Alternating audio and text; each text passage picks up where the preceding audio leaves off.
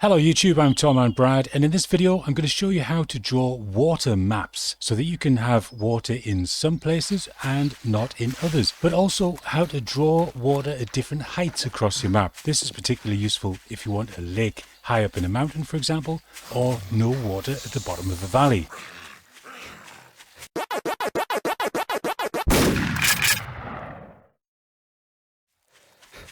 There are two things that are useful to know about water maps that will help you understand how they work. Firstly, a water map is almost exactly the same as a grayscale height map that you'd use as your terrain. The darker the colour, the lower the water, and obviously the lighter the higher.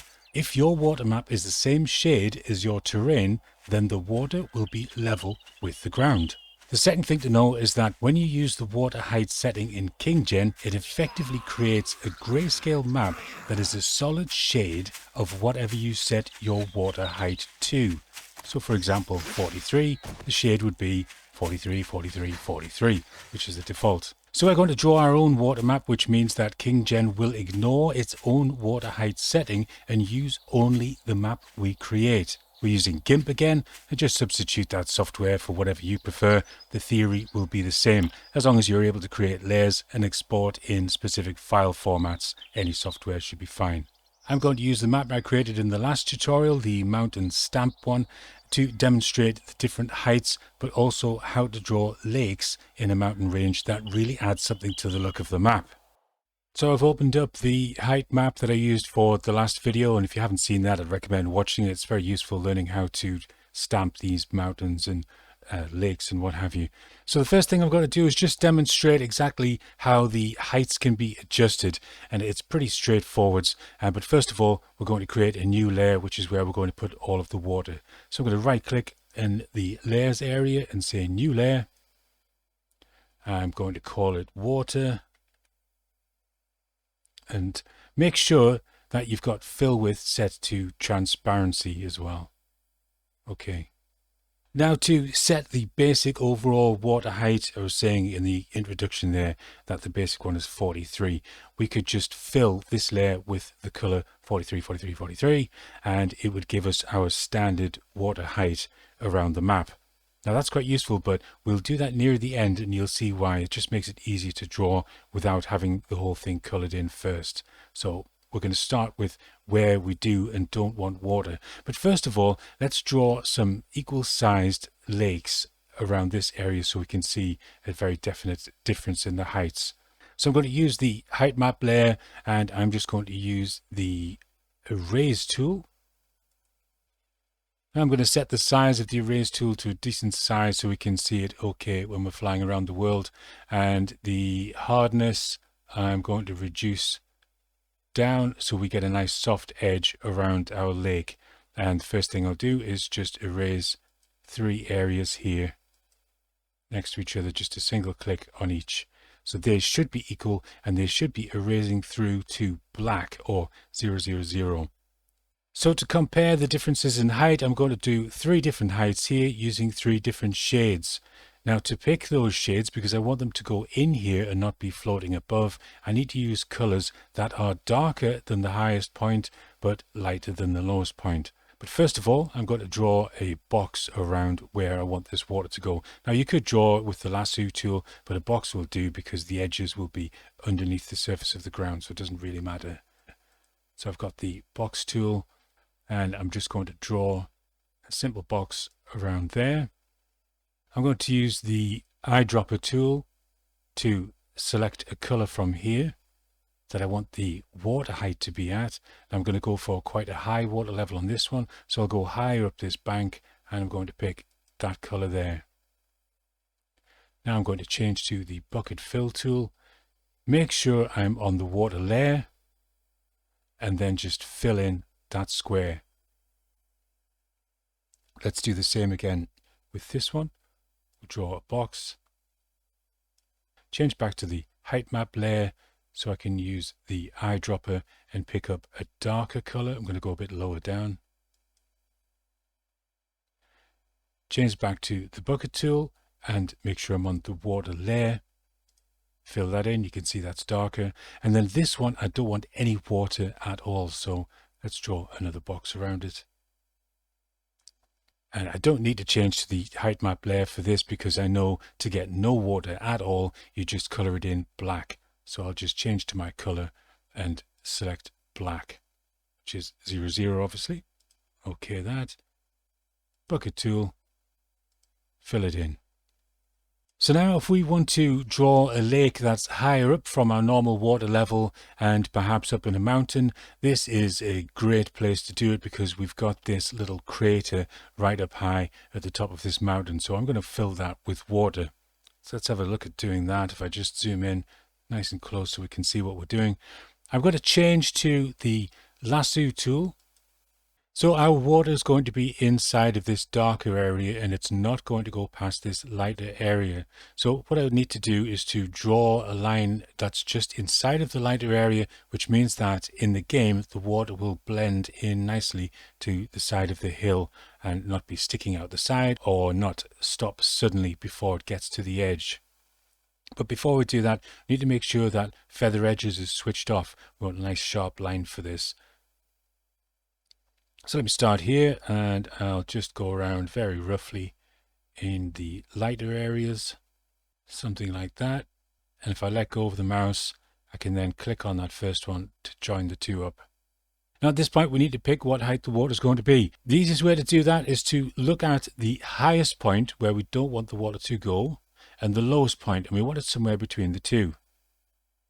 So I'm going to click on the color palette and use the eyedropper from here so I can compare the values. And let's start with clicking on the button on the side there, and that looks like it's going to be the lowest point. So we'll find out what shade that is. So that's 207. That's pretty high up. Click that button again and pick what I think is going to be the highest point. That one's 238.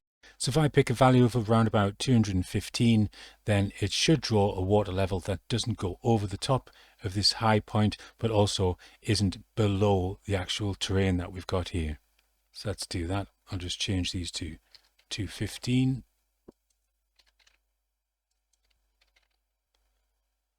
Hit enter. We'll OK that, and then I'm going to change to the paint bucket and just fill that in. Again, checking we're on the water layer. And there we go. Let's do that one more time for the other mountain at the side here where we've got a slightly trickier one. Same thing, I'll use the lasso first of all, go around the edges in the higher points.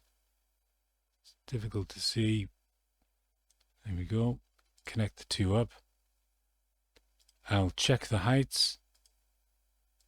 The lowest being 144 and the highest being possibly that one there, 166, 144. So if we go for 150, it should be just above the ground level, but not spilling over the edges.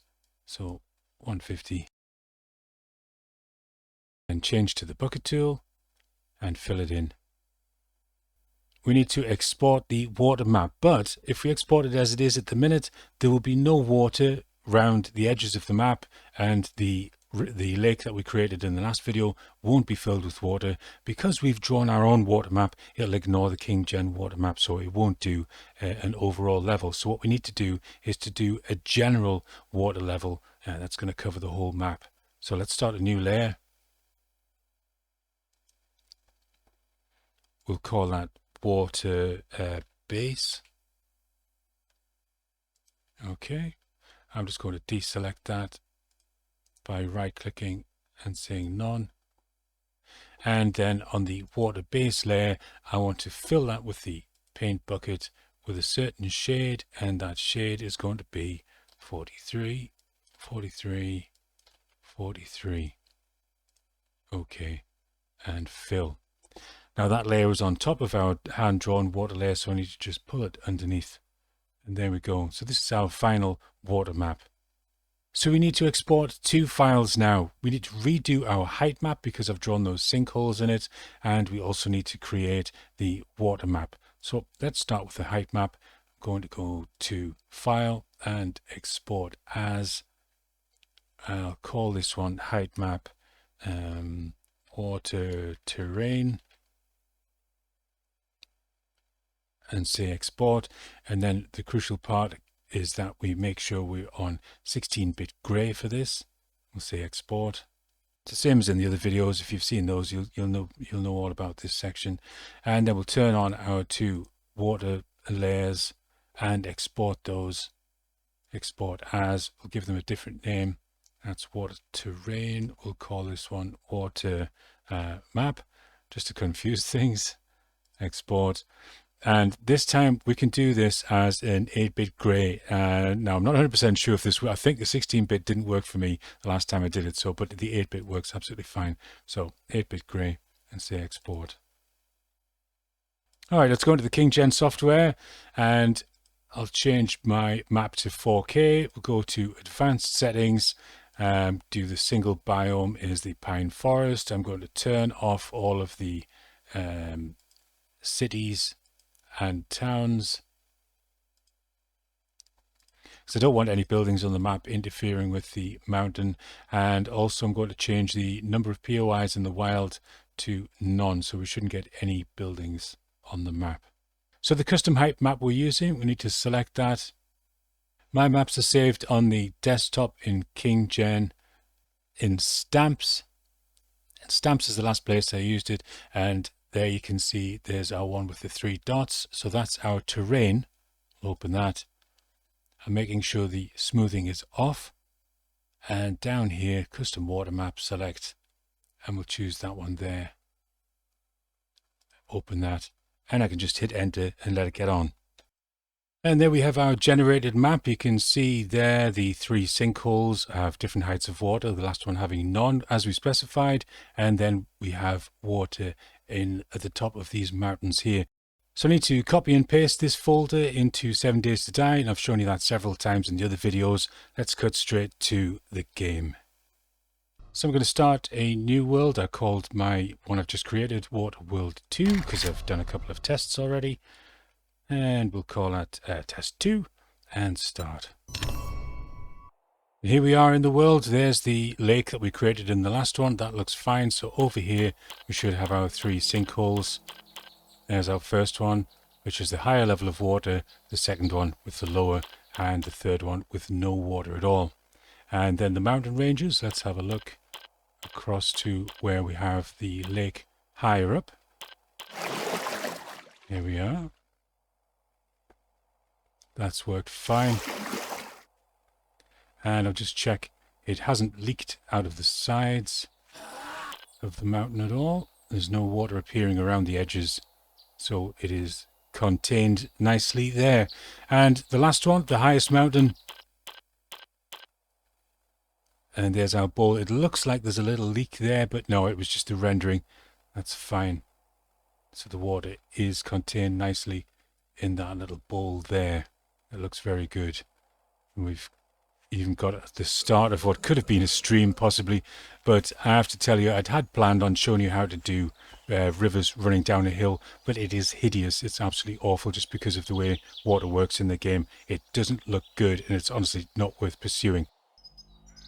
Well, I hope you found this video useful, and if you have, please give it a like. That would be great. A lovely big thumbs up would be lovely. And also subscribe if you haven't already. Check out my page for other videos, and I'll see you again soon. Bye-bye.